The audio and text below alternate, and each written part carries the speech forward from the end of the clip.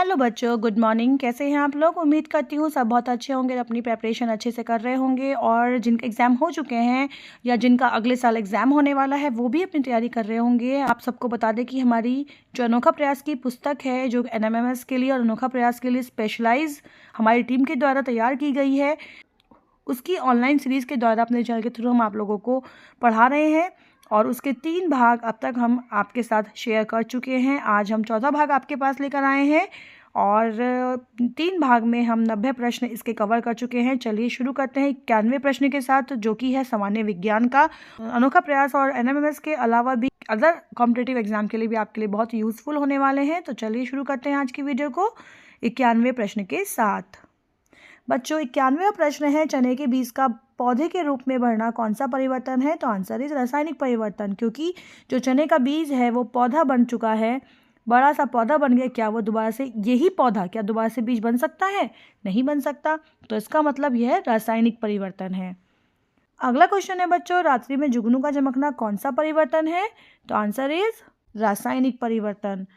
93वां प्रश्न है, गर्म करने पर लोहे का लाल होना किस प्रकार का परिवर्तन है? तो आंसर इज भौतिक परिवर्तन। अब आप देखिए, ये लोहे की छड़ है, इसके नीचे हमने आग लगा दी, मतलब आग को में तपाया इसको, तो ये क्या हो गई? लाल हो गई। लेकिन जब हमने इसको आग पे से हटा दिया तो ये वापस कैसा हो जाएगा? जैसा ये था, मतलब ये पुरानी अवस्था में आ गया है। तो यह भौतिक परिवर्तन है। किसी पदार्थ का शुद्धतम रूप क्या है? यह है 94वां प्रश्न। Answer is crystal. 95 क्वेश्चन है, ऑक्जेलिक अम्ल के क्रिस्टल की आकृति किसकी तरह होती है? तो आंसर इज सुई की आकृति की तरह। टार्टरिक अम्ल की आकृति किस तरह की होती है? मकड़ी के जाले की आकृति की तरह। ये था 96वां प्रश्न। अगला प्रश्न है बच्चों, साइट्रिक अम्ल की आकृति किसकी तरह होती है? तो आंसर इज तारे की आकृति की तरह। गर्म जल से भरे डिब्बे पर ठंडा पानी डालने पर डिब्बा क्यों पिचक जाता है? तो आंसर इज वायु दाब के कारण। अगला प्रश्न है बच्चों, मानक निर्धारित करने का अंतर्राष्ट्रीय कार्यालय किस देश में है? तो आंसर इज फ्रांस देश में।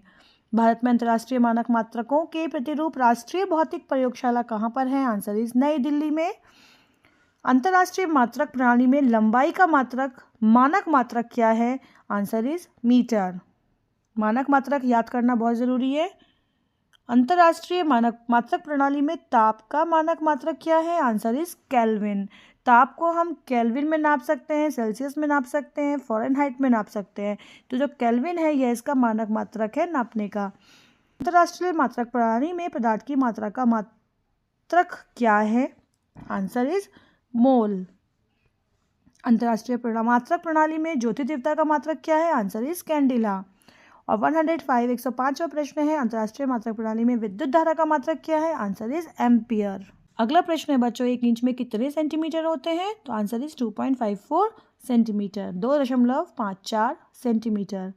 1 फुट में कितने इंच होते हैं? तो 12 इंच या 30.48 सेंटीमीटर। जो एक बड़ा स्केल होता है जो आप लोग यूज़ करते हो वो 1 फुट का होता है, मतलब 12 इंच होते हैं उसमें। 1 गज में कितने फुट होते हैं? तो आंसर इज 3 फुट। किसी वस्तु में पदार्थ का जितना परिमाण होता है वह उस वस्तु का क्या कहलाता है? तो आंसर इज द्रव्यमान। अगला प्रश्न है बच्चों, द्रव्यमान का मानक मात्रक क्या है? किलोग्राम। और 1 कुंतल में कितने किलोग्राम होते हैं? 100 किलोग्राम। ठीक है, ये याद करने का ही है, इसमें ऐसा कुछ समझने का नहीं है। ये आपको याद करना होगा कि किसकी वैल्यू कितनी है। अगला प्रश्न है बच्चों, 1 टन में कितने कुंतल होते हैं? तो आंसर इज 10 कुंतल। और समय का मानक मात्रक क्या है? सेकंड। समय को हम मिनट, सेकंड, घंटा में नाप सकते हैं, लेकिन मानक मात्रक जो कहलाता है इसका वो सेकंड कहलाता है। डॉक्टरी थर्मामीटर से हम कितना ताप माप सकते हैं? 35 डिग्री सेल्सियस से 42 डिग्री सेल्सियस। देखो, इसमें एक अधोबिंदु एक उदर्व बिंदु होता है। अधोबिंदु और उदर्व बिंदु में, तो उदर्व बिंदु जो होता है वो ऊपर वाला होता है और जो अधोबिंदु होता है वो नीचे वाला होता है। ठीक है, तो इसका जो अधो बिंदु है वो है 35 डिग्री सेल्सियस, 35 डिग्री सेल्सियस, और जो इसका उधर्व बिंदु है वो है 42, मतलब 42 डिग्री सेल्सियस। इसको आप याद कैसे करेंगे? जो उधर्व है वो ऊ से शुरू हुआ है और जो ऊपर है वो भी ऊ से शुरू होता है। इसका मतलब उधर्व माने ऊपर का बिंदु और अधो माने नीचे का बिंदु। ठीक है, तो इस तरह से आप इसको याद कर सकते हैं। 42 42 उधर्व बिंदु है और 35 अधो बिंदु है। अगला प्रश्न है, मानव शरीर का सामान्य ताप कितना होता है? तो आंसर इज 37 डिग्री सेल्सियस। अगर हम फ़ारेनहाइट में बात करें तो आंसर इज 98.6 डिग्री फ़ारेनहाइट। ये मानव शरीर का सामान्य ताप होता है। क्षेत्रफल का मानक मात्रक क्या है? आंसर इज वर्ग मीटर या मीटर की घात 2। किसी वस्तु द्वारा घेरे गए स्थान को हम क्या कहते हैं? तो इसको हम बोलते हैं आयतन। और आयतन का मात्रक क्या होता है? घन मीटर या मीटर की घात 3। द्रवों की माप कैसे नाप की जाती है? तो आंसर इज लीटर में। द्रवों को हम नापते हैं लीटर में।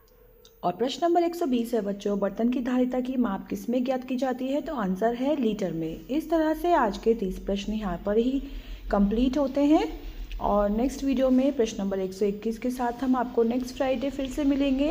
तब तक के लिए आप अपनी तैयारी करते रहिए और एग्ज़ाम एकदम से आ जाता है, सो अपना पढ़ाई को कंटिन्यू रखिए। Thank you.